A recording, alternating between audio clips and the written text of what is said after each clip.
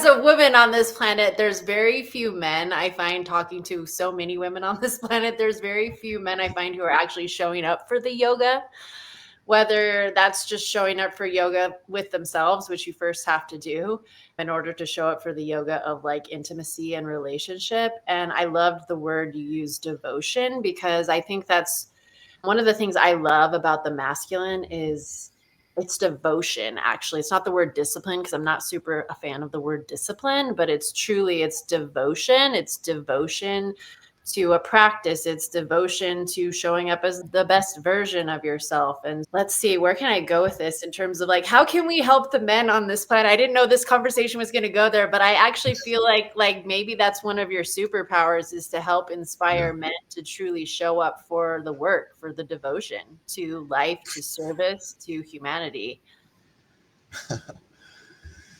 Oh my gosh. Yes. This is now I feel it for sure. Wow.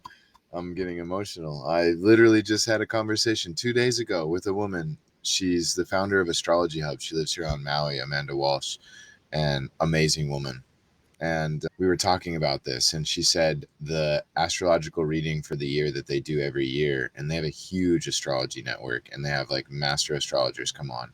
And one of the big themes for 2025 is the healing of the masculine. And that landed so hard because I got the message in 2022, May 2022. I'm sitting here on this porch, I swear to God. And you, like our last episode, like I've been coaching people for 15 years, co-ed, fitness and wellness, nutrition and lifestyle.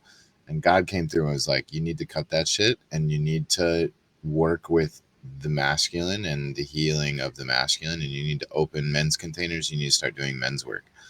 And I was like, fuck, I'm going to have to restructure my business. Fuck. Okay. And a devotion, I really want to touch on that because I think you'll really appreciate this of why I am where I am and I'm doing what I'm doing. Because again, like I came from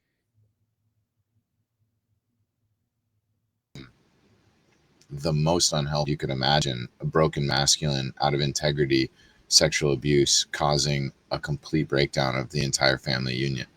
And I swore to myself I would never let that happen in my life again. And it's been a mission and a passion of mine because of the pain I witnessed in the feminine, in my mother and my sister, who ended up taking her own life, in her children. That God bless them, they're on their journey at this point, but they're there's so many people that are in need of this, and a lot of it to me, it's all equal.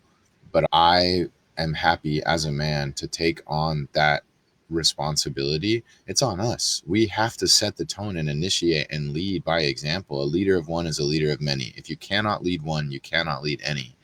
And so as a man, if you're going to be in right relation, which is, I love how you said that is yoga.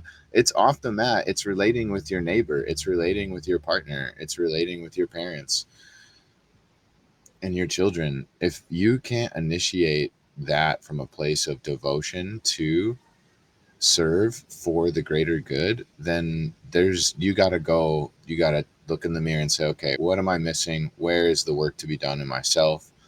Because otherwise I love strength training in the physical body because everything is connected, right? And so there's a great quote in the strength and conditioning space is it there's no need to put more weight on the bar if you have dysfunctional movement, because you're just going to build strength on top of dysfunction.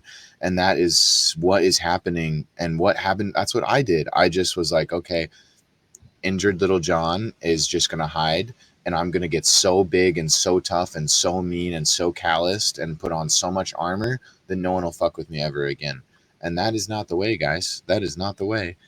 And yoga and plant medicine have stripped me down of all those layers and taking the armor off. The onion analogy, so accurate. And where I was going with this that I think you'll really resonate with is I was in an ayahuasca ceremony. I go to the jungles of Peru every year and I work with these maestros that I have a deep connection with. And we do a lot of reciprocal charity work and help them build their villages. We've built freshwater wells for them. We're like intimately connected with these village people hand to hand. Like we're not doing through a charity organization. Like we go down there and we do this shit. And bless Brandon Collinsworth and his father for laying the legacy of all that work.